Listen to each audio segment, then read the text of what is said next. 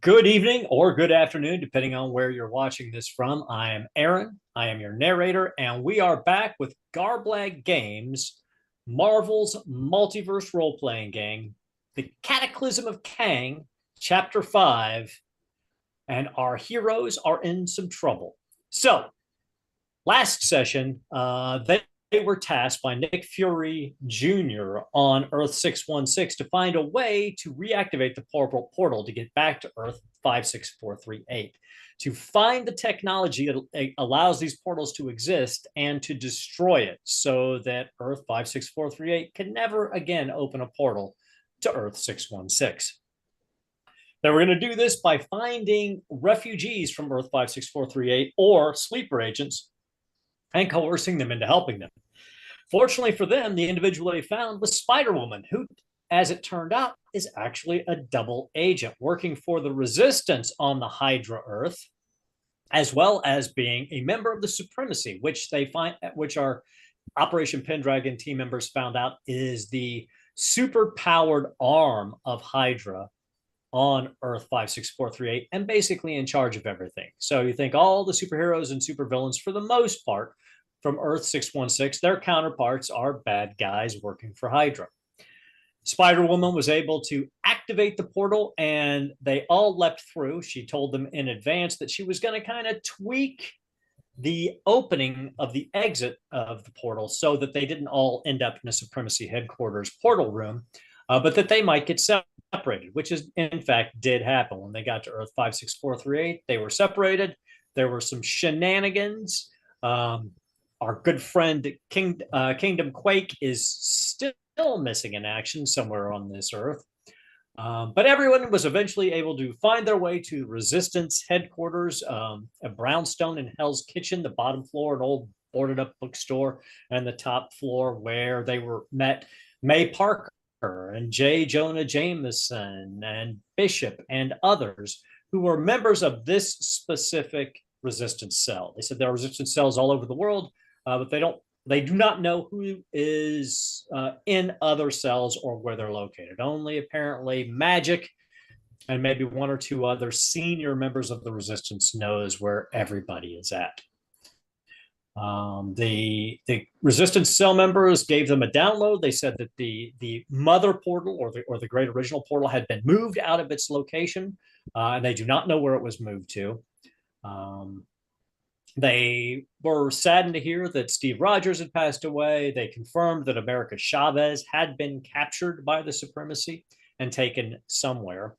They also alluded to the fact that there might be essentially a prisoner of war camp somewhere upstate New York where superheroes and supervillains who are not loyal to Hydra may be taken and possibly over time brainwashed to work for Hydra, and others are just being held there.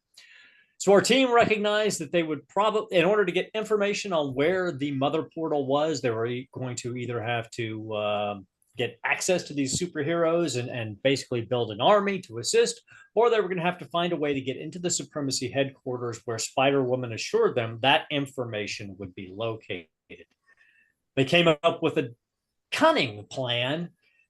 The Eldridge Knight went out into the middle of the street, caused a ruckus, turned himself in, thinking that he would likely be taken to this prison upstate New York based on the rumors that it existed. And instead, he was taken into the Supremacy headquarters, onto the third floor, the area of research and development. And he was turned over to Nanny, a robotic caretaker and jail warden of a sort, who was responsible for caring for him, perhaps interrogating him, possibly terminating him when his value is no more. The Eldritch Knight quickly found out that he was trapped in a prison chair and unable to access his powers, and basically only to be able to move his neck and whisper. So things are looking dire. It's assumed he only has hours left to live. When the rest of the members of our team, Lodestar and Professor Kronos, became aware of the circumstances, they decided that it was time to develop another cunning plan. to bust their friend, the Eldridge Knight, out of the Supremacy headquarters, and perhaps while they are there, find out information about what happened to American Chavez, where the mother portal was moved to, what the plans are of Earth 56438 against Earth 616, and perhaps even why they invaded in the first place. Who knows if our team will succeed? But as we open the cover of the next issue of Operation Pendragon, we see the Eldritch Knight in basically a laboratory setting, in this mechanical chair, imprisoned with this robot dressed like a maid, an expressionless face with one stem coming down and a wheel, with her arms telescoping out as she approaches the Eldritch Knight and is petting him on the side of the head. And the panel reads, "It's okay, Poppy. You won't be here long enough to grow sad. Nanny will take care of you, and Nanny will learn everything that you have to say, and then Nanny will put you to sleep." And that's where we're going to pick up, with the Eldritch Knight in the care of Nanny. Sleep. That sounds like a great idea. Oh, yes, sweetie. Sleep, sleep, sleep forever, sleep. It will be good for you and good for the Supremacy. So is this like my interview to join the Supremacy? I've been wondering. No, my dear. They have already determined that you are an enemy of the state and you are to be questioned. Your genetic codes are to be sampled to determine whether or not if your gifts are inherent to you and can be duplicated, and then you will be humanely terminated. Oh, well, I can help you along the way. They're not genetic, so they're like a magical thing. He's not moving his arms around. I'm moving my arms around because I'm very. He's moving his head around. It's a bit like the head off the Art Attack, if you're British and you've ever watched that. Yeah, so yes, they're not genetic, they're magical. So you don't need to my genetic code. Well, dearie, protocol is protocol. And I will still, and she takes you see that her hand kind of morphs and this giant syringe of sorts comes escalating out of the palm of her right robotic arm. And she just jabs it into your shoulder, and you just see blood start to flow up in it, far more than she should ever need for a genetic sample. She goes, "That might have stung a bit, dearie, but don't worry, nothing will ever sting you again soon." I mean, I can't feel anything below my neck at this current moment in time, Nanny. You take such good care of me. Can I say your chassis is looking very shiny today? Why, dear, that is very kind of you to say. How long have you worked for the Supremacy, Nanny? I am of the Supremacy. I don't work for them. I am part of the Supremacy. Oh, sorry, but semantics. How long have you been of the Supremacy, my dear? Since my creation and activation. Which was when? What year? I don't have access to that information. Oh, so you might not be the first, Nanny. Oh, definitely not. Oh, intriguing. There are many of us. Oh, are you There like a are other hive? nannies right now handling other patients. What, in other rooms here? Well, that would be telling now, wouldn't it, dear? Oh, come on. I'm not going to be here in an hour's time, am I? Who's That's a going to very know? good point. No, at the moment, you're our only guest here at Supremacy headquarters. Oh, I The feel other privileged. nannies have been sent to other locations. Oh, well, I feel privileged to have your care, my time here. Well, this is wonderful. Is there any kind of action you want to take or anything? Yeah, one on my head. Okay. No, I mean, I assume that at no point in time the dampening field has laxed up. I don't feel that there's really not a lot I can do other than I'm trying to now gain information because I know Lodestar's still technically connected in it, or however weak That's true. So at the moment, I'm just trying to gather information now, assuming that I'm going to be dead in an hour's time. Also, hi, Lance. also, he partly thinks that if he does die, then it could all end badly for the Supremacy anyway. Because Morgan Le Fay's locked up inside and she doesn't like anybody. Oh, that's true. That could go very poorly. So, is there any specific information you want to try to get out of Nanny? Yeah, I'm just trying to like obviously basically chat her up to see if she'll give me information on where the other heroes are located. We now know essentially they're not here in this building. So I don't Mhm. think she's gonna be foolish enough to tell me exactly where they are. Um, I'm Probably. sure if she can open a window for you. oh yeah, good idea. Well done. Nanny, it's quite warm in here. You wouldn't mind cracking a window for me, would you? Be so kind, a nice light breeze. Just, my last You request, as it were. you see her spinning in a circle, and she goes, "This is an interior secured space. Oh, is it? Do I you can't. see windows?" Well, Nanny, you'll be fully aware that I can't rotate my head on a 360. I thought there might be one behind me. That is so true, dear. Sadly, there are no windows behind you. You will never see the sky again.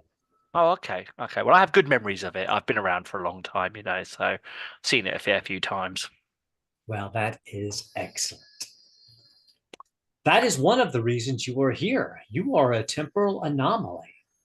Operation Pendragon was supposed to have been eliminated during World War II because of potential risks to the timeline if they were here in this current timeline.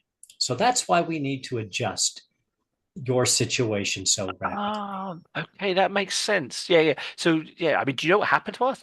We got teleported out of our time into another time, space and time. I don't know how all that kind of stuff works really. And then we got teleported back here again, only in a different time. I would have preferred to be dumped back where we left, because then we could have kicked the supremacy in the backside at that point in time. But things happen. Yes, they do, dearie. Yes, they do. So, as this conversation between Nanny and the Eldritch Knight continues, as she pulls vials and vials of blood out of him, we find ourselves back in the brownstone. And Lodestar and Professor Kronos, you've just Loads. been informed that the Eldritch Knight has been captured and is most likely being held on the third floor of the Supremacy headquarters. Excellent. At least now we know he's on the third floor, old boy. Yes, Um, that helps us. yes, Um, let me get close to the building so I can teleport in. Okay, well, would you like me to create some kind of distraction or maybe? I have thought of a very suitable distraction for you, old boy. Perhaps maybe if you could go and find this prison. I mean, when they talk upstate, I get confused between this whole New York State, New York City, and are they the same thing? New York's no. New York State is one of perhaps the third largest, maybe fourth largest state in the United States. Don't quote me on that. To go to upstate New York, you would have to get in a car, drive at 60 miles an hour from New York City for about 8 hours to get to upstate New York. And this prison is supposed to be upstate. Somewhere. Okay, so that's right. Well, I had So if you can make a suitable distraction, Oh yes, I can at least teleport to the third floor. and rescue Lance. And rescue. Yes. I'm not. I'm sure he doesn't need rescuing. I'm sure he's got a plan. Lodestar, you just hear through your mind. Blow Yeah, up the no, third- I was just- you just hear through your mind. Blow up the third floor. I can take it. Well, if I spend 5 points, I can create the network, can't I? So that we can all effectively talk to each other using our minds. So I shall do that now, and I will connect Professor Kronos in with the Eldritch Knight as well. So okay. And while you guys are discussing this, Storm is still there. Spider Woman slipped out so she could slip back into the city. Yeah. Because she's not supposed to be in the city working. She's supposed to be on a mission for the supremacy now. So she's kind of a roundabout way of trying to reintroduce herself to the city. Storm says, "Now, don't forget, gentlemen. I mean, rescuing your friends is very important, but once he leaves Supremacy headquarters, they'll realize that there's more going on here than originally met their eyes. And this also may be the only opportunity you have to gain information from within the Supremacy headquarters on where the mother portal is moved to, and the other questions that you need answered for that friend of yours on Earth 616. So this is probably going to be in the command and control area, isn't it? That's the sort of place where we'll find she was to be honest with you, from the information we have about it, there's a boardroom on the second floor that may have information. There are offices on the first floor that may have information related to it, and then of course on the third floor where your friend is in the R&D sections, there are several areas that include a server room and storage, and so there may be information on the third floor too. I would recommend, if possible, to find whatever information you can without having to go to the fourth floor or above. The fourth floor of the command and control, you will face stiff resistance, and more than likely vision is there in command and control plugged into the building's security system, and he is a dangerous foe. And we have no idea how many members of the Supremacy are in residence in the floors above it. You could quickly find yourselves overwhelmed by superhuman Hydra agents if you are not careful. What could possibly go wrong? Indeed. Well, right. If you were to rescue Lance, then, and then maybe work your way down the building. If we can go and get the Eldritch Knight first, keep that suppressed somehow, and then work our way down the building. I mean, there's a few things I can do for distractions. I mean, I can take control of computers. I can make commands on, even I was thinking of if there were warships in the river, I could take command of maybe their aiming systems, fire a few missiles off. I mean, our esteemed colleague does not have much time from what. No, I agree. From what communication was given, if he isn't able to deal with this nanny robot soon, I think he will be terminated by that infernal machine. Oh boy! So why don't we get going? You think of your distraction, and I will teleport to the third floor. Right. Okay. Yeah. Yeah. That's yeah. Why not? And we'll do it on the hoof. Right. That's always not my favorite way of operating. I have to say, but yeah, okay, I'll go with that, Professor. And Lodestar's going to go and kit up, basically get a costume on and leave the building. Okay, what kind of costume are you getting on? Yeah, remember, I'm going to get on my my black and yellow superhero costume. I like it. Yeah. Everybody in the streets hates heroes, and you'll be grassed up straight away. Absolutely. I mean, it works as a distraction. But I'm going to levitate out the top of the building and fly. So it should create enough of a distraction for the professor as they either hunt me down or potentially, well, we'll see. Yeah. We'll see what happens. So I'm assuming you still are maintaining your telepathic link with everyone so that... yeah, and I will, and I'll probably put my cloak up as well. Okay. So go ahead and take off focus for that. And so we see Lodestar levitate out of the top of the building and fly off telepathically, cloaked to cause a distraction. Professor Kronos, how are you dressed, and how do you make your way towards the Supremacy headquarters? Well, gentleman doesn't go out without his suit and bowler hat and coat and umbrella and pocket watch, and waistcoat and tie, cravat, handkerchief, polished boots. Well-appointed gentleman, obviously, about town. Oh, no cloak. Don't do cloaks. And I will either. What time? It's nighttime, isn't it? Yes. Yeah. So I need to time travel to daytime so that I can get there when there isn't a curfew on, because I assume this being a fascist dictatorship, there is probably a curfew on. Absolutely is, yes. Travel there during the daytime, and then this basically looks like Professor Kronos walks out of the door where he is and then reappears at night time walking out of a nearby alleyway, and then he's got eyes on the third floor.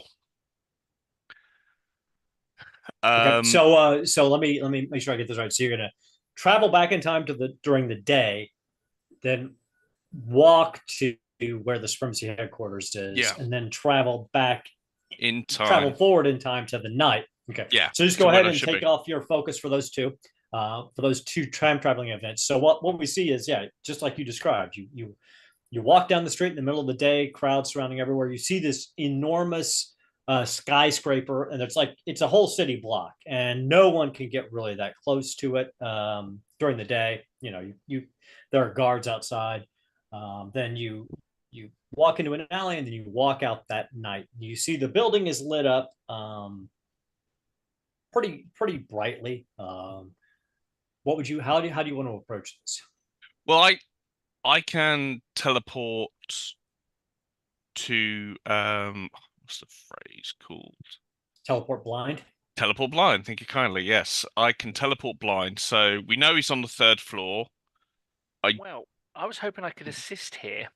Could I, because we are telepathically linked for all intents and purposes, can I spend a point of karma, and that's like me using my last of my heroic willpower to focus my mind to show Professor the room, essentially, so he can actually, instead of blind teleporting, he could teleport essentially to where I am, almost like a locus, as it were. Absolutely, I love this idea. So what'll happen is we'll lower the difficulty for this blind teleport significantly, and you'll be able to teleport right adjacent to him. And I will also tell you this, because you're sharing your vision of the room, Professor Kronos, at this point, you see that there is a robotic servitor of some sort in the room with him. So you will not be caught unaware when you appear. Now, how are you guys coordinating the distraction with Lodestar? He can tell me when he's ready to go.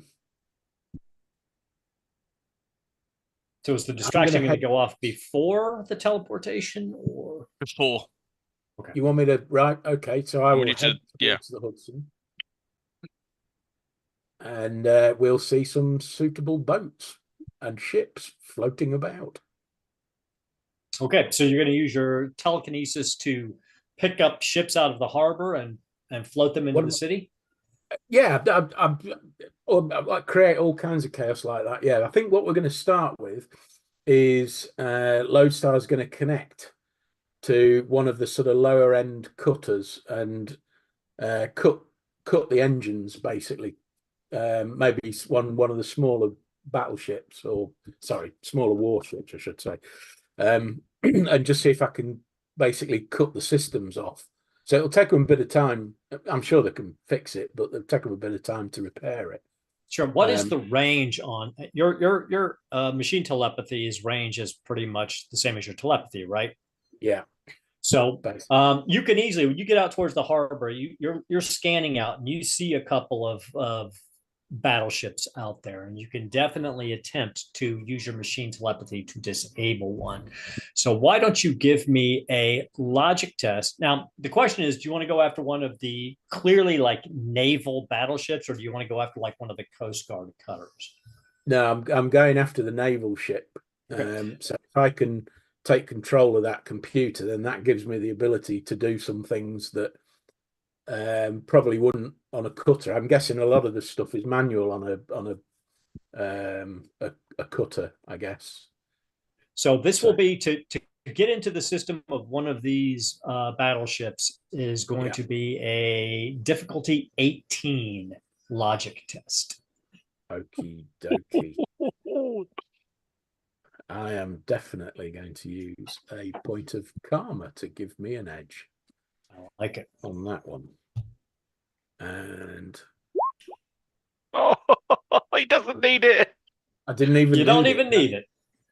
Now you can go ahead and since you if you don't have to spend it if you don't want to. I'm not that cruel. You can just let the roll.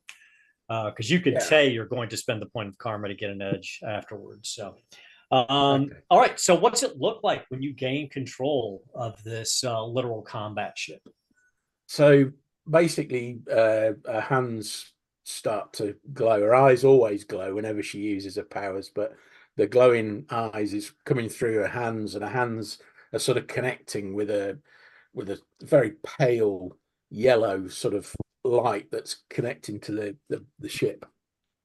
And then when it sort of all starts to happen, the ship starts to glow very, very slightly in a yellow kind of covering light as she takes control of the computer system. Excellent. And you are in. So what is it that you wanted to do with this ship? So I am going to arm its weapon systems. We're going to power up missiles, phalanx systems, whatever they've got on there. We're going to power it up, and then we're going to start shooting at the other warship that's in the harbor.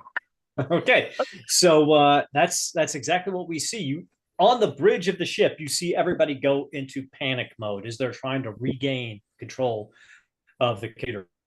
You see the missile batteries come up, level down. You also see a directed energy weapon kind of fold out of the side of the hull and take aim on this other battleship. You see the other battleship, the klaxons are going off and they're trying to move out of the way. As the missiles go off and the directed energy beam weapon goes off, and then a couple of big guns, start pounding away.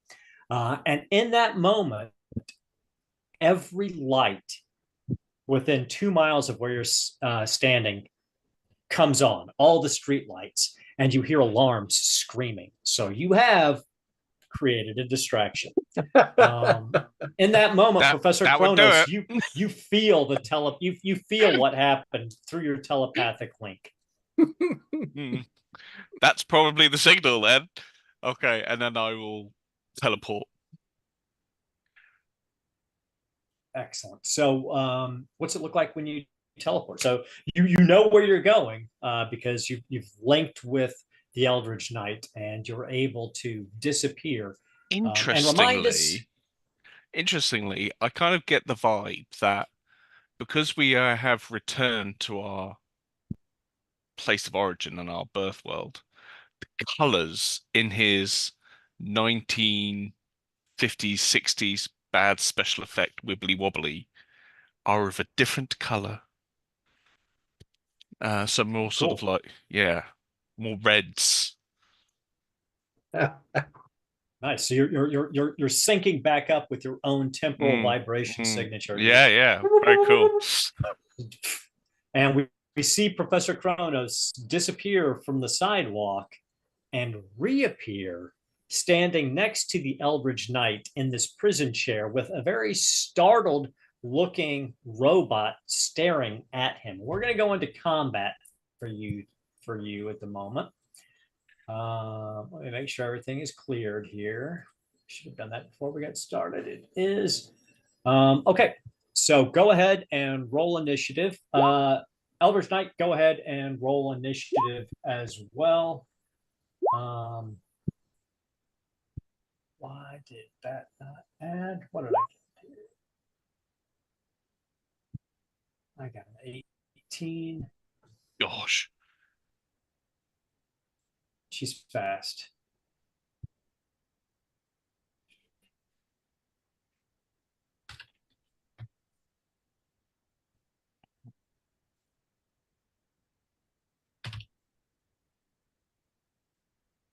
See, I've got a mental image of the nanny droid from the Jetsons. Nah, not that one. No, I know. No, Nanny's she's a whole different animal. However, this is a surprise round, and she does not automatically get to operate in a surprise round.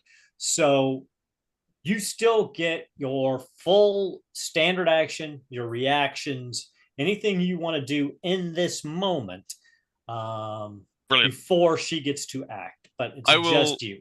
I will open up a time portal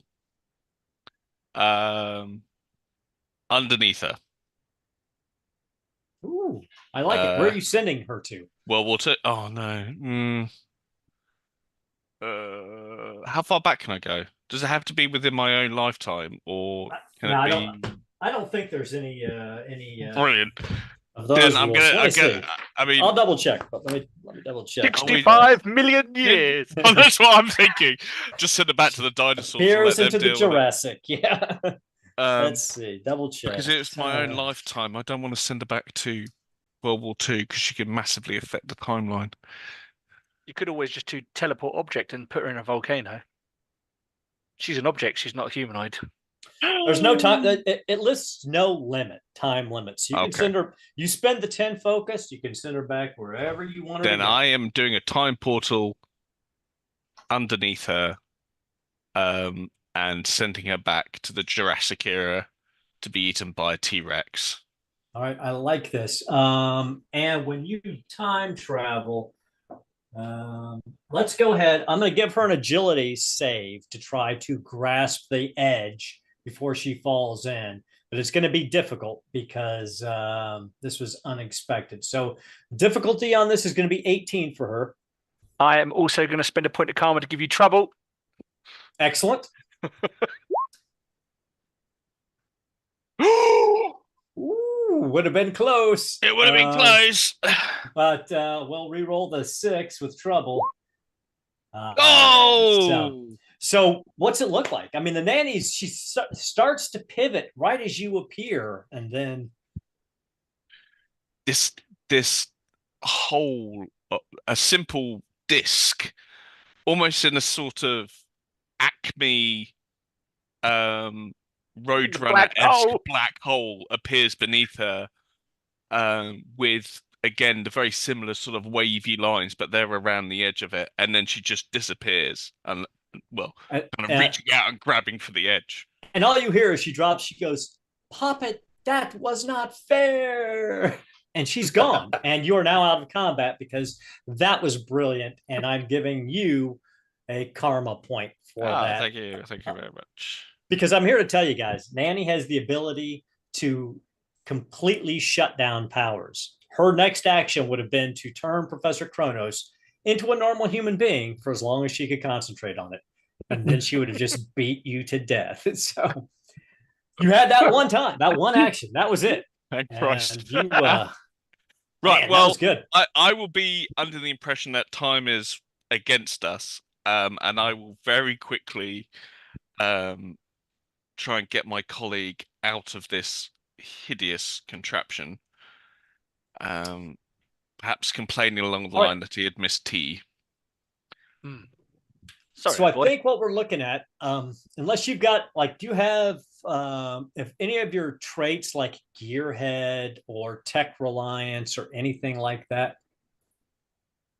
I have all of those. Hold on. Traits. Weird Inventor. Okay, Gearhead, scientific expertise, quick learner, fresh eyes. You are perfectly built for this problem. So, and I thought you were, but I wanted everybody at home to remember that Professor Kronos is not just a time traveler; he's a badass mechanical genius as well. So, it's going to be a straight difficulty 12, logic check. Okay. Or vigilance. I'll be fine with that. You don't need it. You don't need it. So, what again? Explain what this looks like as you figure out how to get him out of this chair. So again, this is a piece of technology that Professor Kronos is not used to. He walks around it in a very Sherlock Holmes-esque kind of going, yes, indeed. Oh, I like what they've done there. That's very interesting. And then he just presses a button and the whole thing opens up. I love it. I love it. And for the first time in what seems like forever, the Eldritch Knight, you hear Morgan Le Fay in the back of your mind again, and you feel the magical power surging back through your body. as to you're the freed magical from night. this chair. Oh, thank you, old chap. And at that point, oh no, go right ahead. Sorry, go ahead. He was just clicking and sort of loosening himself up and limbering up. And he's like, "Yes, Morgan, I know it was a really bad idea. I won't do it again. I'm really sorry. You know, yes, you did have to be quiet for several hours. Yes, God, shut up, woman." Oh, that's awesome. So we're gonna. Are you sure you two are married? Professor Kronos, we've been together for over 1,000 years. Marriage would have been shorter, I believe.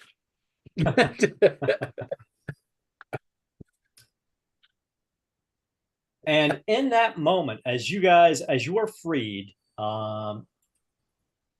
we find ourselves back out in the city. We find ourselves in an unexpected battle between two Navy vessels out in the harbor. And we find ourselves looking at Lodestar as something falls out of the sky to strike her. Right. So if something's coming in to strike me, I do have my very new telekinetic barrier, I believe, is it? What kind of action is it? Telekinetic protection. That's it. So I have a telekinetic barrier that raises in the event of a disaster. And it is an action type of standard or reaction. Okay. So do you have the ability to automatically take actions in a bonus round? It would be like situational awareness as a trait. Oh, there's some yes, powers I do that have give it to you. I think it's situational awareness. Yeah. So read to us what situational awareness is. Yeah. So, and read for everybody again what situational awareness is. So, the character is trained to always keep an eye out for trouble. They have an edge on initiative checks. Yeah. Okay. So you will be able to use your reaction as this happens then. So you will be able to raise this barrier because you sense something falling out of the sky at you. First, we got to see if it hits. So it's basically what it looks like as you glance up. It's like a ball of black with yellow energy and circuitry dancing all over the surface of it. And as it's falling, you see two eyes open and this wide gaping mouth open in the ball as it comes to slam down on top of you. Lodestar's about to get eaten by Pac-Man. Yeah. Something kind of like Pac-Man. Yes. Like reverse Pac-Man, isn't it? So rather than yellow, it's black with yellow. So what does your telekinetic barrier do when you spend your reaction? Does it reduce the damage or? So it creates an invisible shield of 10 points, which dissipates after the amount of damage is taken in one go.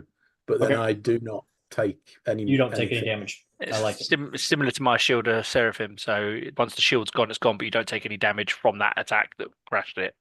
I love it. And what is your agility defense? It's 14. 14. You might be okay, actually, here. You got an edge on this. So let me see. Yeah. Okay. So as this is coming down, he strikes. Well, you don't even need to use your reaction if you don't want to, because it's a reaction to a successful. I'll wait then. Yeah. So what we see is basically. Go ahead. It doesn't matter. I can lift it anyway, can't I? Well, so we would see. So you shift out of the way, and this ball slams into the ground, basically flattens out into a puddle, and then kind of reverberates up into a semi-humanoid. It looks like an amalgamation of an insane picture of what a robot might look like if a 5-year-old child drew it, with uneven, glowing yellow eyes and a giant mouth and circuitry like hair coming out of the top.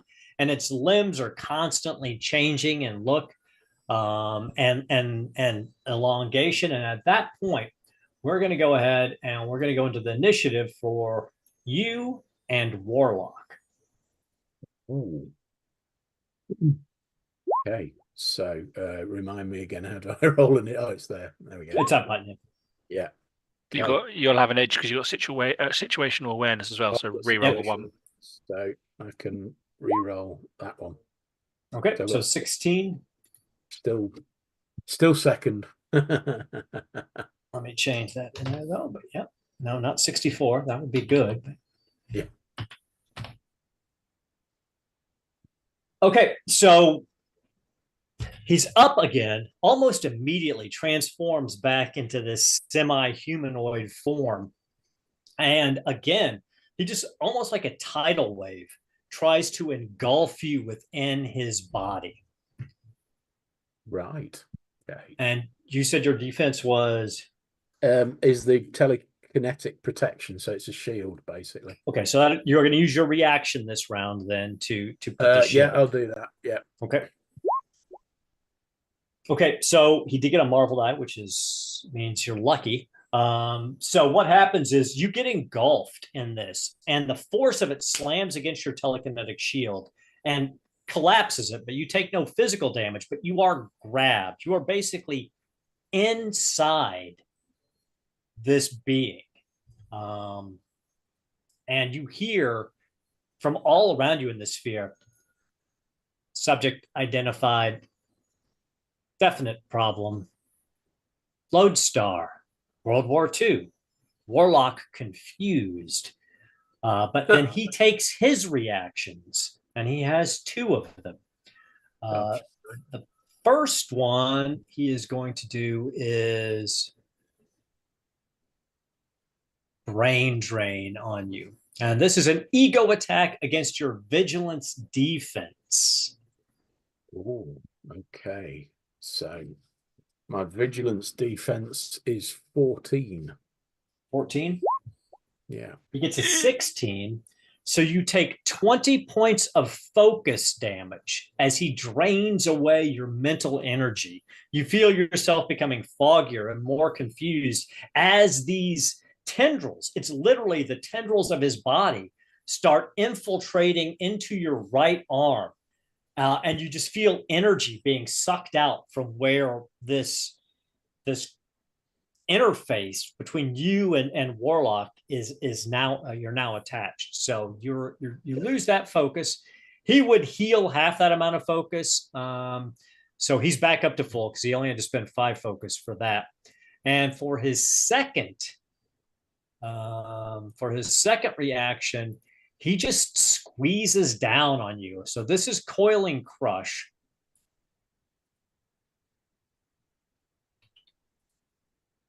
He'll make a melee attack against you. What is your melee defense? 9. You might actually get this. Okay, he got a 14. So you are paralyzed. Did not get a fantastic success though. Right. During your subsequent turns, the only actions you can take is try to break free of this.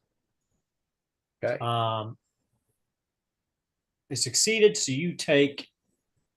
So next round, if he continues to crush you, if you don't break free, you'll start to take health damage from him crushing you. So that is his. That is if you want to try to break free. I mean, there are other ways to break free. You don't necessarily just have to use melee to try to break out. But that brings us around to your turn. You are encased in him. But before you begin, I need you to give me a difficulty 14 resilience check. Okay. Non-combat one, yeah? Oh, you make it. So you feel this circuitry begin to invade your body, but for the moment, maybe it's your own telekinetic defenses. It's not getting a hold of you, so to speak. It has not infected you yet, but you feel that the longer you're in contact with this being, the more dangerous it could get for you. What would you like to do? Right. I'm going to try and use his own tactic against him, but instead of physical tendrils, I'm going to use mental tendrils. and I am going to telekinetically grab him and all these little bits and bobs that are trying to invade me. And then when I've done that, I'm going to try and throw him as a reaction away. Okay, so so your first action, you have to break the grapple. You can use your movement action to do that. So you can go ahead and spend your focus points to use telekinesis to try to break his grapple. Then with your action, once you're free, you can telekinetically try to throw him off. Okay, so I make a logic attack against his melee defense.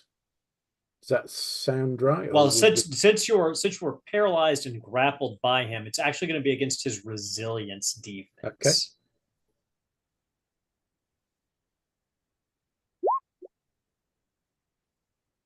Okay. 17 is enough.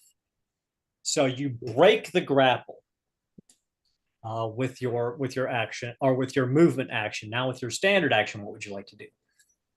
Right. So now I can. So I've got a standard and a reaction left. Is correct? That right? Or I use my? No, I've got right. No, you used your reaction to put up your telekinetic barrier.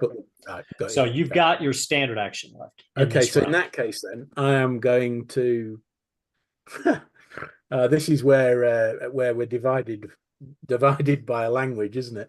I'm going to use telekinetic toss. Am I? And I am going to throw him as far as I possibly can, which could be quite a long way. I'm burning through my focus, though. So I've done a grab. So I do a logic attack versus agility. Oh, that's if I want to hit somebody else with it. Oh, let's chuck him at the battleship, shall we? Just to add to the confusion, I think. You won't get him that far because you can only throw him 20 spaces. So you can throw him about 100 feet. Okay. Well, that's enough to start with. Okay. So to throw him, you have to actually first spend your standard action to grab him using telekinetic grab.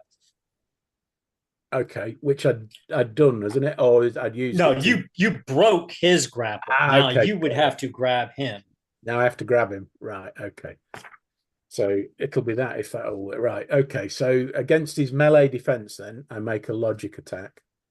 Yes. That's good.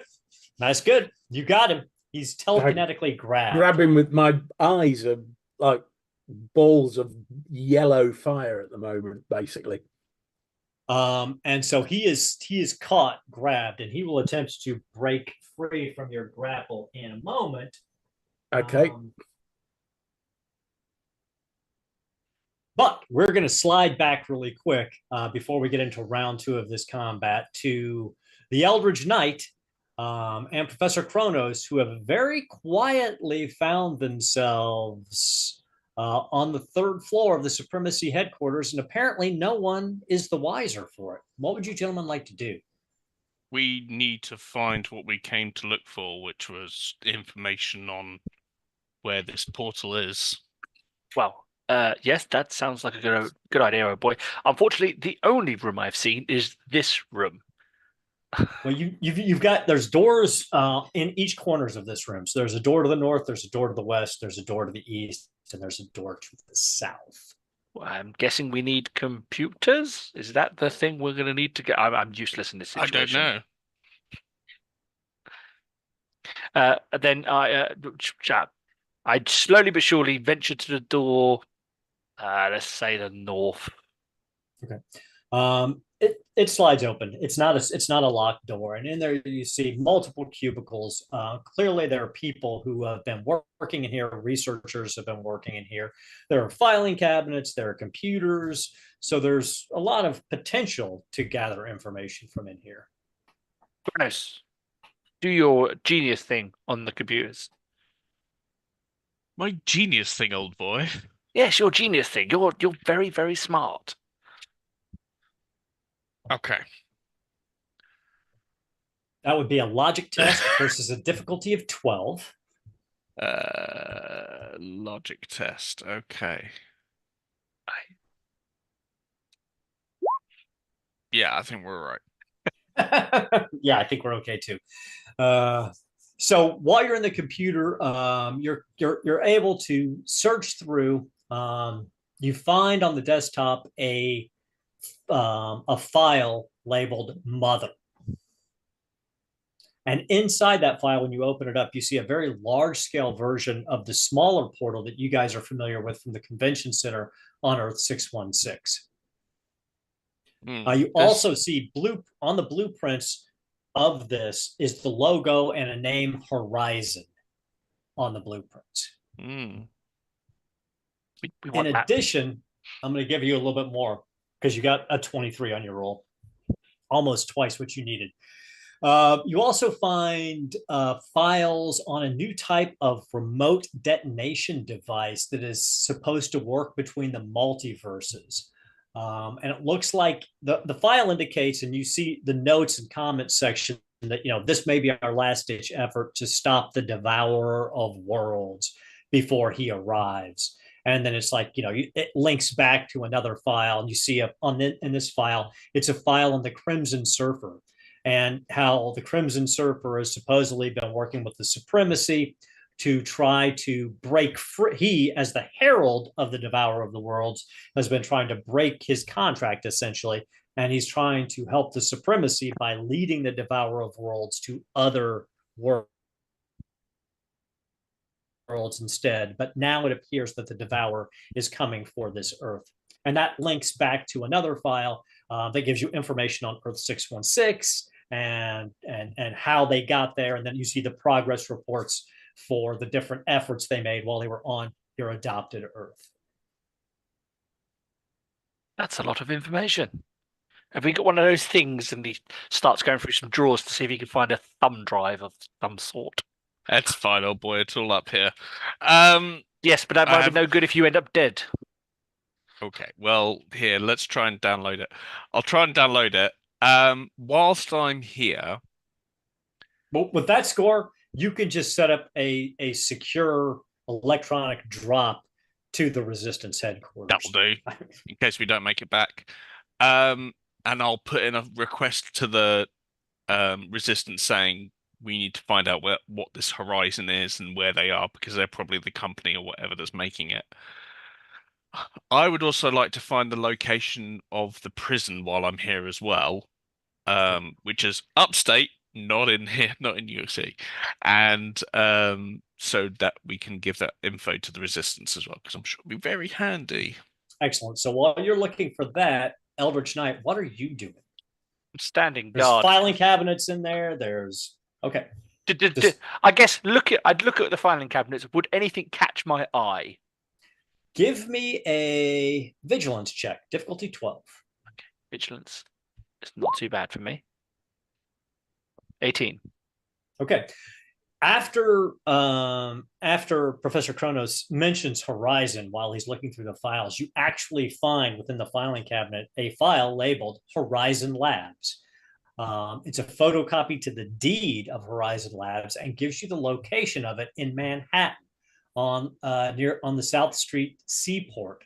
It gives you basic floor plans of Horizon Labs, and paper clipped to this file are 2 blank Horizon Lab employees badges with like stickets attached to them saying, make sure Jeff gets his picture and attach it to this ID, blah, blah, blah. So you've got these 2 blank IDs and you've got information on where Horizon Labs are at.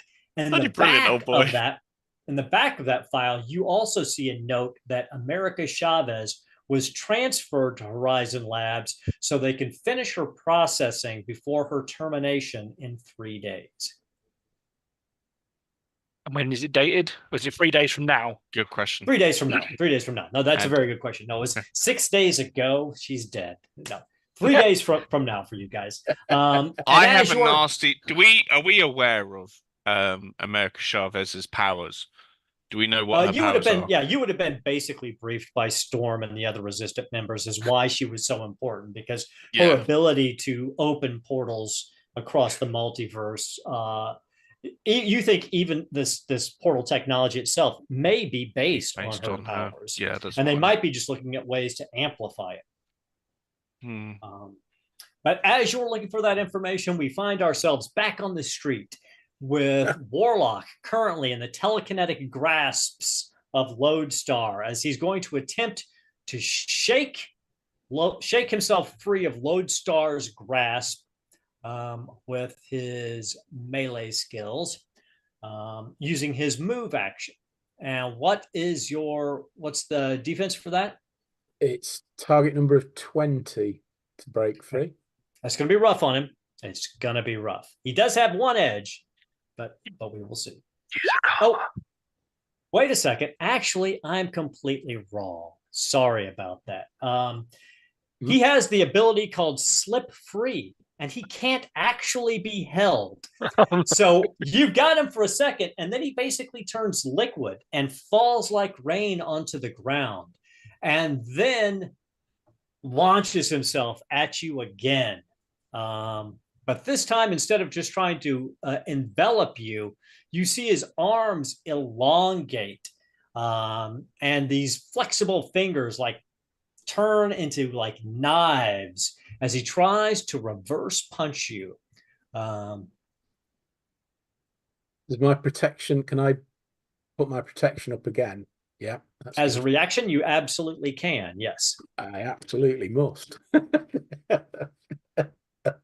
So what is your ranged defense? It's 14. Okay, so it comes in. It would have done some serious damage, but because of your shield intercepts it, absorbs all of the energy from the punch, and then collapses. Right. Yeah. But now I need you to make a melee defense. A melee attack against a defense of 16 as his flexible fingers wrap around you to grab you.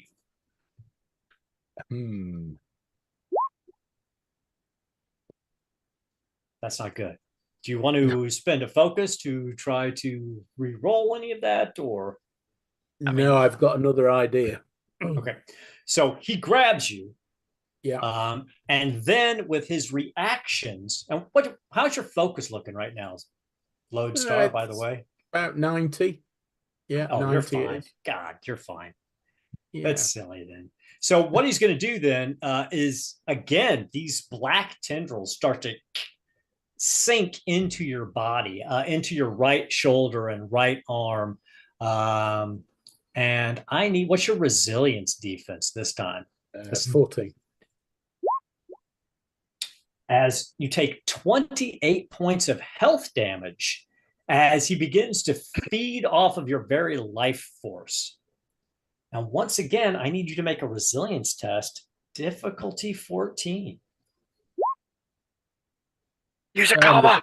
Use a karma. Yeah. All right, I'm going to send a spend point of karma and re-roll the 2. Oh, you're fine. You're fine. So again, maybe your inherent telekinesis is pushing against this. But with his second reaction, since he has 2 reactions, this time I need you to give me, because he's spending a little bit of focus here, so he wants to get some focus back. I need you to make me, what's your vigilance defense? 14. I am going to go ahead. No, actually, okay, he can't. So again, you feel him pushing, this energy pushing in to try to pull out your own energy that's keeping you alive. But this time, you're able to fend it off, and he does not get any traction. But you are grabbed in his arms, and it's back to your turn. I am going to turn the weapons from the battleship onto my location. All missiles, phalanxes, whatever's there, the energy weapon, everything onto my spot. And then I'm going to raise my telekinetic shield again. Okay. Now you won't be able to raise it till the next round again. But yes, I can raise it. Oh yeah, okay. Because you already did your reaction. I can do a barrier, can't I? But that's 2 spaces wide, so that would include him. So that's no good. I'm going to have to risk it, yeah, and do that. And Okay. target my Give me a another logic check, difficulty 18 to reposition. Yeah. Yeah, you're fine.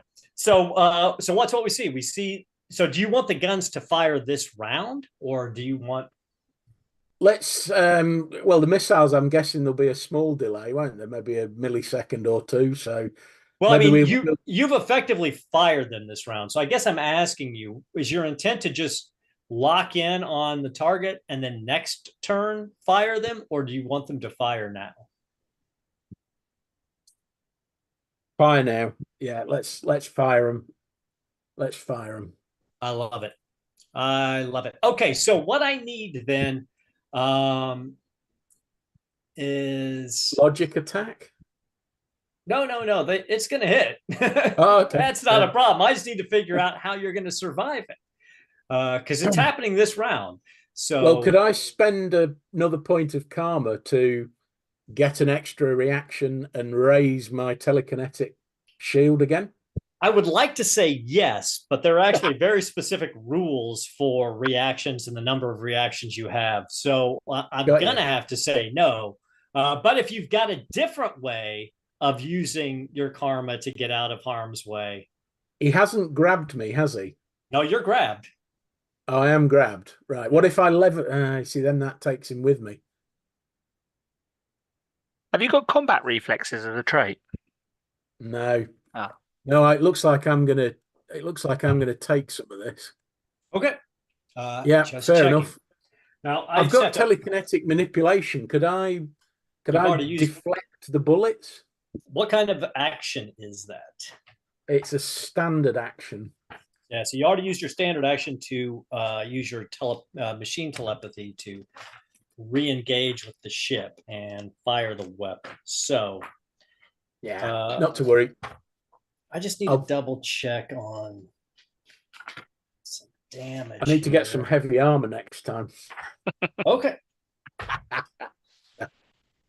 I need you to make, or what is your agility defense? 14. 14? Can I ask a quick question, Aaron? You may. Do we feel what's going on with Lodestar? In that moment, you do. But it's only been like 10 seconds since the fight started, and it was coincided closely to when you guys were starting this. So I was going to say before Lodestar fired off the battleship that the next round you guys would recognize the threat and potentially be able to get there to assist, depending on what kind of powers you wanted to use. However, since we're here now, we're just going to go with it, with what we've got. So don't worry about it, Aaron. If whatever happens, it happens. It'll be fine. You guys will be great. I'm just going to roll 3d6, and you said your defense was 14. 14. Okay, so I only got a 12, which is pretty good for you guys. So, but it's also under his defense. So these missiles come barraging in, and part of the problem is the reason they don't really connect with either one of you is because there's just so many buildings in the way. Even with tracking systems, they just aren't able to see past all of the clutter, so to speak. So their locks aren't very good. These missiles start destroying buildings everywhere. People are screaming. One building just collapses across the street. So what happens is you lose your heroic tag. So you've got to take that off, which means you can no longer access or use karma until you get your heroic tag back. As hundreds of people around you die. But Warlock still has you grasped, and he looks around. He goes, Warlock, query, are you a mass murderer? And then, top of the round, I'm going to go back into the Supremacy headquarters. You guys, the city shakes. It's like an earthquake. All the klaxons in the building go off, and you hear across the emergency, all Supremacy members converge at the harbor. Terrorist activity. So you figure you probably have a minute, maybe 2 minutes before a small army of superhero people descend upon where you know Lodestar is currently in a fight with some being called Warlock. Chronos, chap, do you think Yes. that that's Lodestar? Oh, I can absolutely guarantee it is, old boy. Is there Definitely any way Lodestar. you can undo what she just did? I can't because I haven't seen what she has done, and I'm not currently there. Oh. Wow. You can get to her a lot quicker than I can because you can teleport. You do that, and I'll make my way out of here. Are you sure, old boy? I don't want to leave you in the lurch. Look, is there a window nearby that leads to the outside? You could get to a window on this floor, yes. Yeah, okay. Yeah, don't worry about me, chap. I'm just going to jump out of a window. I mean, things aren't that bad. Well, you guys are only on the 3rd floor, so he'd probably be fine. No, don't worry. Honestly, I'll be absolutely fine. But it's the quickest way out of the building. I'm not going to go through all the floors and kill a load of people. It's been a long day, and but Lodestar needs help. We get her out of there. Okay. We'll reconvene somewhere else. Why am I the one who keeps on having to fucking rescue everyone? Well, you're the one that can teleport all places, chap. Yeah. You should maybe change your name to Dr. Rescue or Thunderbird or something like that. So let's do this. I'm going to get about there. If Professor Kronos is going to teleport in with your movement action, go ahead and give me an initiative roll so we know where you're fall in the initiative. And then you're not in combat, so you can definitely, with teleport 2, teleport the required distance to get there. So since you're telepathically linked, I'm not gonna, you'll be able to get there because you got teleport blind anyway. So fantastic. So that'd be 10, wouldn't it? 10 focus. Yeah. Oh, Absolutely. It's going down quickly.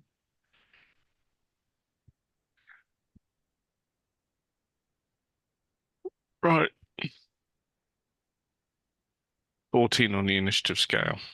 Okay. So actually, you guys are in the proper order. So when we get to your turn, I'm assuming your movement action is going to be to teleport there. And then you'll still have your standard action and your reaction. Okay. But at the top of the round, we have Warlock. And since he has you grabbed, he's just going to squeeze with one of his reactions before he takes any other action. What is your resilience defense? 14. It's a 16. So as he squeezes, you take 27 points of damage unless you want to use your reaction this round to put up your barrier. Oh, yeah, of course I can. Yeah. Yeah, go on then. Yeah, we'll do that. So he starts to squeeze, almost instinctively, your telekinetic barrier flares up and he's unable to crush you, but he does crush your barrier again as you feel more focus sliding away. With his second reaction, he is going to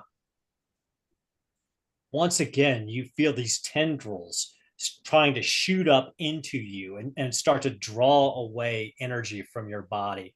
And this time it's your vigilance defense, which I think is also 14. 14, yeah. It's an 18 this time. So he is successful, and you take 28 points of focus damage. I'm going to give him some trouble on that dice, if that's okay. Sure. We'll go ahead and let that go for trouble. So how are you giving him trouble? I am going to try and cloak his mind, or in fact, I know what I'm going to do. If he's some kind of machine, I'm going to try and see if I can reach out to the machine part of him. Okay, so that would be a standard action, and it's not your turn, and you've already used your reaction. So I don't think you have a move here in that. So you're going to take the 28 points. Wiggle. You can wiggle. It's not going to stop the damage, but you are going to take 28 points of focus damage, and he is going to. You see him, the yellow energy coursing across his black, fragmented, weird body glows brighter as he obviously is literally vampirically drinking your energy down. At this point, I need another resilience test from you. Difficulty 14. Yeah. And you're fine. Again, your inherent telekinesis is keeping this infection from getting a hold of your body. Now he is going to take his standard action. This guy's pretty ninja, isn't he?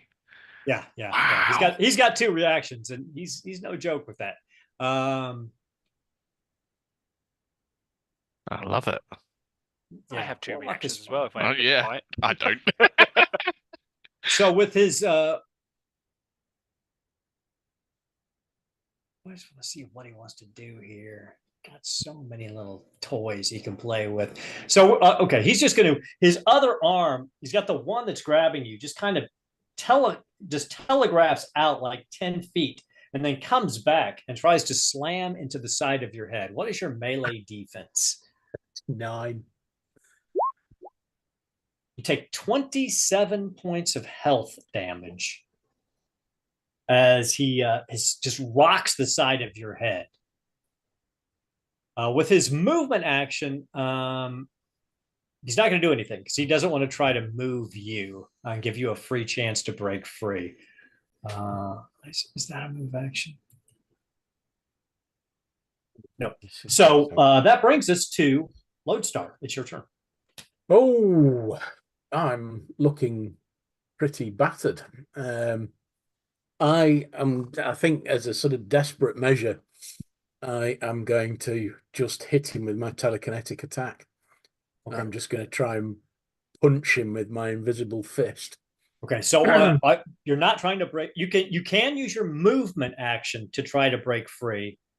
I think I might attack him if you want. I've done this. Okay, I'm going to hit him with my telekinetic attack, try and weaken him, and then see if I can break free. I like it. Okay, go ahead and make a roll. I'm assuming it's against his logic defense. No, it's against his melee. Okay, so it's target number 13 or 15. Sorry, target number 15. Okay, he gets +2. 47 damage. Okay, so that's a lot of damage. So you strike against him, and you basically this telekinetic punch tears a giant hole in his body, and one of his arms starts to hang off of his body before it kind of gets pulled back up and starts to close over. But you see that it's not healing, incredibly fast. Obviously, he's got some ability to regenerate, but you did land a very solid blow against it. You still have your movement. Let's see if we can break free then. Okay, so that will be a melee attack against his melee defense. I have got no hope. No, you do, because you got a 665 and you managed to break free. So yeah, so I think it's exactly what you said. Your telekinetic punch almost tears him in half, and it loosens his grip, and you're able to push away from him. And in that moment, right as you push away from him, Professor Kronos appears right next to you. Professor Kronos, you have taken your move action to teleport, and you're looking around at the devastation you've seen. You're on a city block. You see enormous fires, giant dust clouds. Buildings have been torn down. You hear people screaming in the background.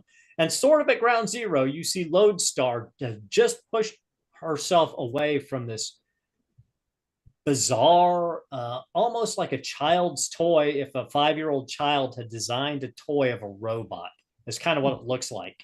It's about 7 feet tall, and it's lurching, and it's got all these. Its arms are all moving in weird ways, but it seems off kilter at the moment. Okay. First of all, did anyone else have Queen I want to break free stuck in their head? Secondly, I'm going to steal Dan's idea from earlier when dealing with Nanny and teleport object and teleport this robot far away as possible. Technically, he's not a robot, so you have to be able to teleport other. Damn it. Okay. He is a fully sentient biomechanical life form. Right, we're gonna have to do some serious timey-wimey stuff then. I am going to grab Lodestar by the shoulder. I'm going to form a time portal hole beneath us. I think I can do that. Let's see. And we're going to drop through it. And where are you going to be dropping to? I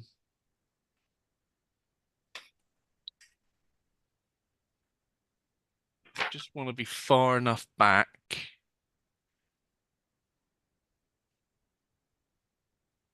I think maybe when New York City was still grassland. Sure. So yeah, so basically that's exactly what happens. This portal opens beneath your feet and Lodestar's feet, and you basically fall. For you, it only feels like you fell an inch, and then you're in this sort of a grassy plain. There's some. You're near the harbor, so you can still see a natural harbor. You have no idea what year it is, but you see no humanity around you. Oh. And then we find ourselves back with the Eldridge Knight. The alarms are going off. All the lights have gone red. You hear security shutters locking down, doors locking down, but you are in that research lab with all those cubicles, and there is a exterior window on the side of the building. I leap heroically out of the window and do a superhero landing at the other side. You will have to use a melee attack to break the window because it's, like super bulletproof glass, because the Supremacy doesn't want people easily breaking in and out of the building. It's true, but my full body weight with full armor, I should hopefully. It's a pretty tough class. You'll probably be okay, though. I rolled a 24. You're fine. So with your standard action, you do 37 points of damage. Whether it's your body or your sword or your armor, you're able to break through the window and you begin to fall 3 stories. Fine. I'm sturdy 3. Sturdy 3. That's good. That's good. So that takes this down to a times 4 roll. So I'm just going to roll 3d6 times 4. I rolled a 2, 1, and a 3. You are a lucky son of a bitch. So 6 times 4, you take 24 points of damage. And describe what it looks like as you land on the street next to the Supremacy headquarters tower. It's very much what I said. He lands in like that superhero pose that always looks utterly ridiculous when heroes do it. He's seen it. He thinks it's cool. That's what he's doing. He lands and he goes, "Oh, that hurts a lot more than you think it's going to." And then he looks around and he looks for a vehicle that's nearby that he can basically jack and run. There are plenty of vehicles on the road. So go ahead, give me a logic check, difficulty 14, to break into the car and hotwire it. No. Okay, so you're looking at it. I mean, these aren't even the standard vehicles you got used to on Earth 616. Clearly, this Earth is far more paranoid.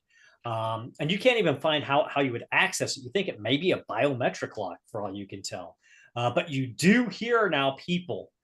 You hear the doors to the Supremacy headquarters are starting to grind open. And you feel that in a couple of moments, you're not going to be alone. And that might not be a good thing.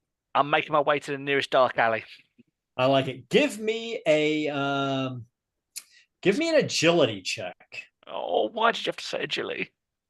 I think that's what it would be, because you're trying to do it quick. Do you want to spend a karma or anything on that? It's my last karma point, but I feel like I have to at this Might point. be a good idea to spend it. I don't know. It's just me. Yeah. I got a 12. It's okay, because a 12 is what you needed. Oh, God. So you quickly, you roll around the back of this car. You're kind of in a blind spot. You see an alley, and you run down this alley. And for the moment, you think you're probably free of pursuit. Then we find ourselves somewhere in the distant past with Professor Kronos and Lodestar. What would you like to do? Oh, Thanks, Professor. Right. Yeah. This portal Mm. only works in time and not in space. So we now need to walk in, does some quick calculations, that direction for about 4 miles, so I can open another portal in the Resistance HQ. Okay. It'll probably be closer to about 18 to 20 miles, but that's okay. You've got That's time. fine. So 18 to 20 miles that it's like direction. you're in the past, so it's not like time is really passing in the present anyway. So I will say this, though, for you guys to lock in on the location, I need either one of you to make a difficulty, and this is going to be hard for you guys, a difficulty 14 logic check. I'll do that. Can I The two most logical people in the party. Can I do that? Yeah. Yes, I can. Oh yeah, you easily can. And in fact, with that Marvel die, not only are you able to, you know exactly where you need to go, and when you get there, your portal will actually open up in the abandoned bookstore of that building, so there will be no chance you will be seen during the process. Fantastic. So we see a damaged and slightly beaten, but not infected Lodestar, who would be dealing with a techno virus that could kill her now, except for her rolls were fantastic. And Professor Kronos as they stroll off into the grasslands of ancient New York. We find ourselves back with the Eldritch Knight deep in a disgusting alley. I mean, it's dark. It's not as grimy, actually, as you would expect it to be. Clearly, there are mandates to keep the streets clean here, but that's still got dumpsters and there's still garbage in there, but you see no homeless people. You don't even see a rat scurrying around. What would you like to do? I is there any like sort of like buildings that look, or like any like areas that look like I could hang out until the daybreak and then de-armor and walk around? In this area, Probably not right. immediately in this area, because you're kind of in the with the business district of basically Manhattan.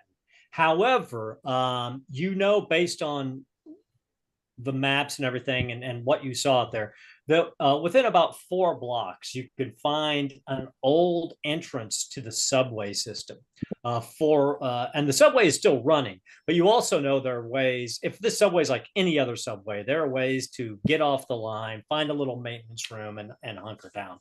So just give me a difficulty 12 logic check to find this subway station and find a place to hide. And you got it, because you guys are rolling rocks tonight. You cannot be stopped. So we see the Eldritch Knight. He winds his way through these alleys. He goes down into the subway. He finds a maintenance room and hunkers down for the remainder of the night, which is about as long as it takes for you guys to make the 20-mile march back into where Hell's Kitchen would be in the future. So dawn breaks for the Eldritch Knight. How do you want to manage this?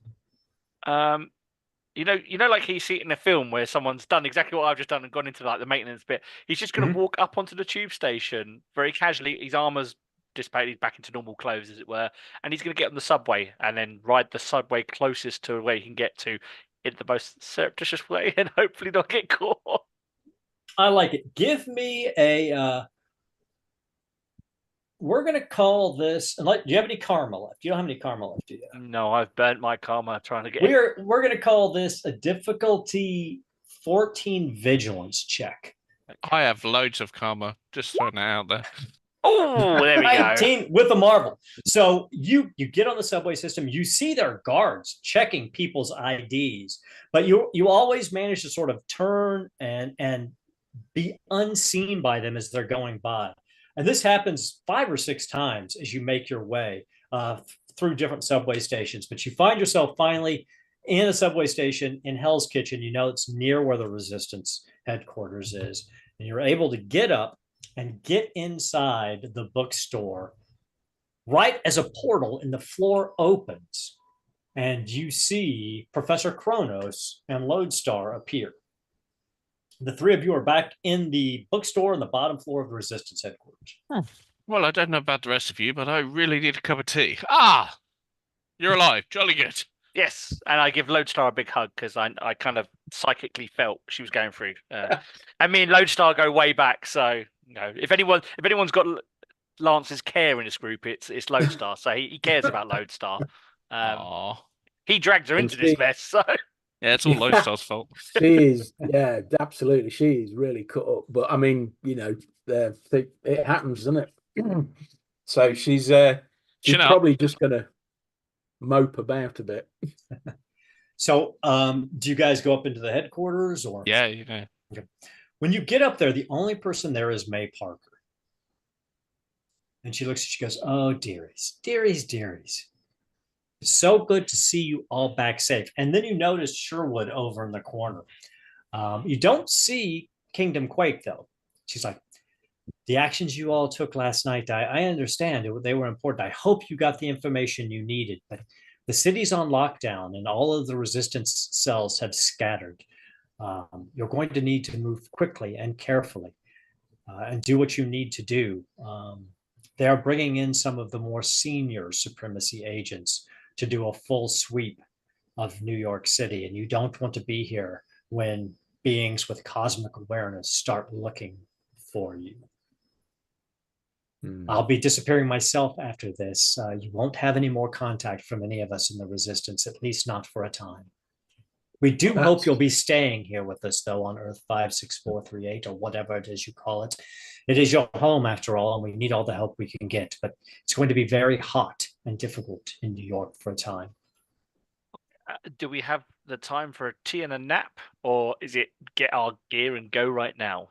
Well, I'm leaving now. You can spend as much time you would like here, but there's always a risk that they're bringing in informants across the street everywhere. Anyone who might have seen any of us will eventually say something. Even people in this neighborhood who like us will not keep our secrets. So you maybe have a few hours, maybe a night, maybe a day and a night. I don't know, but it's very dangerous for you here. Well, I guess that spot of tea is gonna have to wait. And you see that like all of the maps are gone, all the files are gone, all of the computers are gone. It's basically just an empty room, and there's some mattresses on the floor. May, can you at least confirm that the Resistance got our intel from the base? Oh, absolutely, dearie. That was wonderful thinking. They did get all of the information before everything went pear-shaped, but and it's been passed on to others who might have an opportunity to look into it after the cell here is scattered. Are you going to reconvene with the cell? Obviously, we won't follow you. Or are you going to reconvene with Storm? Perhaps in time, the leaders of the cell will reach out to us. They know how to get in contact with us. So, or we may join other cells if we decide that the Hell's Kitchen cell is not tenable any longer. But it's all right. It's a war. Things happen in war. Well, I wish you best of luck. And I suppose we'll have a quick cuppa and make our way. So May puts her hat on and puts her gloves on and heads out the door. And you hear going down the steps, and then you hear a back door to the bookstore open, and then it's deathly quiet inside the former Resistance Cell's safe house. What do you guys want to do? Well, that was an ordeal, wasn't it, chaps and chapettes? It certainly didn't. I apparently seem to be fine. yes, I seem to be in good order myself. But that war, I don't know what it was. That black blob with arms was I don't know. It's extremely dangerous. Well, yeah, I get the distinct feeling we might be outgunned. Yeah, I think Resistance resistance. Prudent thing to do is to go into hiding maybe and see if we can work out how we're going to try and get rescue Chavez. Yes, we are limited on time. Her execution is scheduled for 3 days. 2 days now, Surely because with now Two it's the days. next day. 2 days now. Surely with you And- on our side, Professor, we've got all the time in the world. I'm afraid time doesn't work like that. Oh boy. Time is more sort of a river with numerous forks and flows, and always I seems to have a swear, way Kronos, if you of... talk to me about rivers again, I just All I'm saying is that with time, it has a way of steering itself back to the same path. right. Well, what was that thing you guys appeared out of? Oh, uh, time travel. Okay, this seems prudent to me that we should all utilize that and get the hell out of the city at this exact moment in time and reappear somewhere else. Because that's what you did, isn't it? Yes, I mean we had to walk a distance because I teleported us back in time to before there was in New York City. I was in a rush, and then we Well, walked it's the going to be normal. even longer because what I'm suggesting is we walk beyond the border of New York City and camp outside and come up with a plan to go to this Horizon Labs. Where is Horizon Labs? It was in Manhattan. Manhattan. So Manhattan. the location. So you guys could find a map, pull up a map, and see. It's on South Street Seaport in Manhattan's historic district. You've got the exact physical address. So on a map you can see it. But if you were like to use time portal to go into the far past again, walk to roughly that location, rest, and then use your time portal to come back. You'd probably get close, but you wouldn't be spot on. And although it is a sound plan, I am rather hesitant to use it on the grounds that this Horizon company has access to teleportation technology and multi-phasic trans-dimensional portals, and a being of so much power, she is able to access, proto-dimensional portals as well. So, Kronos, that went quite over my head. what I'm saying is, they more than likely have a way of either detecting my portals or blocking them completely. Well, I'm not suggesting because they're in the same kind of. Has she been turned, or is she? No, according still... to the information we got, she's not been turned because she's scheduled for execution in 2 days or termination. No, my plan, Kronos, was to walk beyond the borders of New York City and then walk back in a following day, so that we're nowhere near and we are essentially newcomers to the city if anyone stops us. And we have these new ID badges, and he holds up the ID badges. We just need those will get us into Horizon. Except for they have no pictures in them. I'm not sure how we do that. But you're the smart one. I'm sure you'll figure something out. And I just want to clarify too, since you guys none of you had a good night's sleep last night, you didn't heal and you did not recover focus, or karma if you have access to karma. So you're still kind of in the same boat you were at the end of the night, because it was just a night of walking for all of you guys, and then that's just a night of hiding for you. I healed because I have healing ability. yeah. In that moment, you hear a noise from outside on the street. And Lodestar, it sends a bit of a shiver up your spine as you hear, "Query, Warlock has identified scent of Lodestar in the area. Converge." What would you guys like to do? It seems, Kronos, we have no choice but to go with my plan. Right, gentlemen, we are leaving. Down to the ground floor. Fine. Just before we leave, I'm gonna attempt to see if I can create a telepathic link with Chavez. I think you would have to have met her to. All right, so I can't do it from a picture or a. No. I think you'd have to have at the very least met her before you could form a telepathic link with her. Okay. Without now, if you had Cerebus or that is Cerebrio, you would be able to, because then you would just be able to link all mines.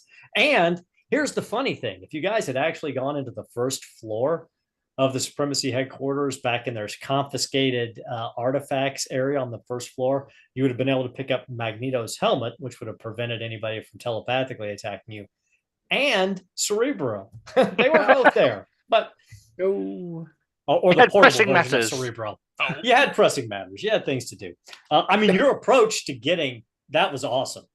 I had no idea how you were going to successfully do it without bringing the whole building down on you. So I was like, oh yeah, circular golf clap all the way around.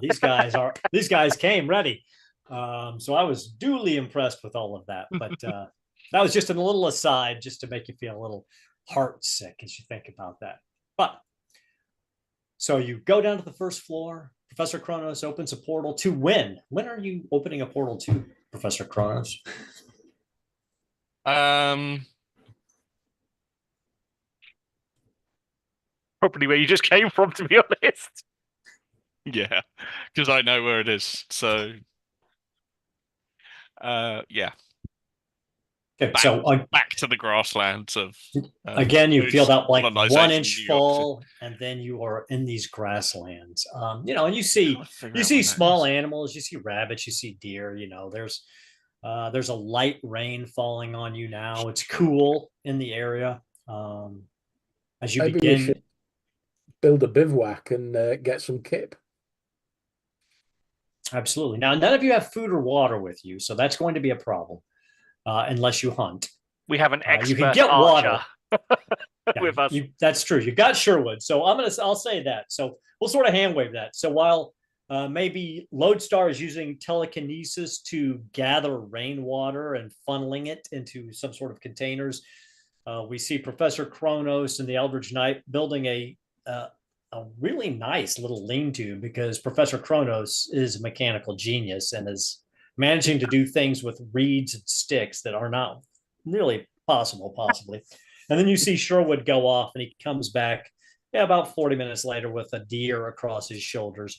And you're able to set up your camp, set up your cooking fire, eat, drink, relax, and recover for the night. I mean, literally, you could stay a couple of days here, but eventually you'd have to go hunting again, so that you will be rested and refreshed in the following morning, deep in the past of New York State, in the hopes that you will be able to return to the present, infiltrate Horizon Labs, find their portal technology and destroy it, free America Chavez, and perhaps get a better understanding of the Devourer of Worlds and what his intentions are towards this Earth, and what this Earth's intentions are to the rest of the multiverse. All of that may possibly be found in Horizon Labs. But of course, we now know that Warlock is on your trail. And who knows who else the Supremacy is going to send to find the terrorists who destroyed a couple of city blocks of the Harbor District of New York City. No. One terrorist. Potato. Let's face it, somebody else did show up and rescue him. So that looks like a terrorist cell to me. Yeah.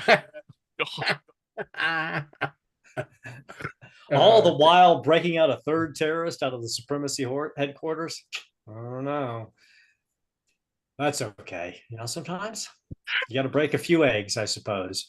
This is a Zack Snyder version of the Marvel multiverse. Didn't see it go in that direction, but hey, that's where we're at. So I want to thank all my players. You guys were amazing. Honestly, your plan that you came up with to get the Eldritch Knight out was literally almost the only thing you could have done to succeed. Because if Nanny had gotten a single round off, you'd have been done. You would also be in a prison chair sitting next to the Eldritch Knight, and it would be up to Sherwood and possibly Lodestar the following day to save you. But I have a feeling Lodestar would have been eventually beaten down by Warlock And also be in the prison chair next to all of us. And also been in a prison chair. So it would have been up to Sherwood to try to rescue the three amigos from the Supremacy headquarters. But no, you found a way to get past everything very successfully. So we'll see if your luck holds to next week. So that's all I've got. Other than to say thank you, everybody who's watching. I will say this. If you are watching on YouTube Live, thank you so much. Really appreciate your support. If you're watching us on YouTube later, thank you and welcome for the support as well. Also, if you can, hit the like button. Throw a comment down on the video. It can even be a horrible comment about how I have no idea what I'm doing as a narrator. I'm completely comfortable with criticism. But then, join the channel. Come and take a look at us over on Garblog, on our Discord channel, Garblog Games, a Gartopia. We're all there. We're always talking about role-playing games. You can find the great Garblag himself doing some heroic deeds. He's also got a Patreon for it that gives you some access to playing heroic deeds with him. So, come over to our Discord channel, check it out, and get stuck into all the fun that we have. And we will see you next week as I once again try to further destroy and demoralize Operation Pendragon. I got one of them. I got Lodestar, no longer a hero. She's an anti-hero now. So see what we can do with the rest of the team in next week. And who knows, maybe we'll get lucky and Kingdom Quake will drop in on the entire event and shake some things up. So thanks again. Good night, everybody, and see you next week. All right. See you next week.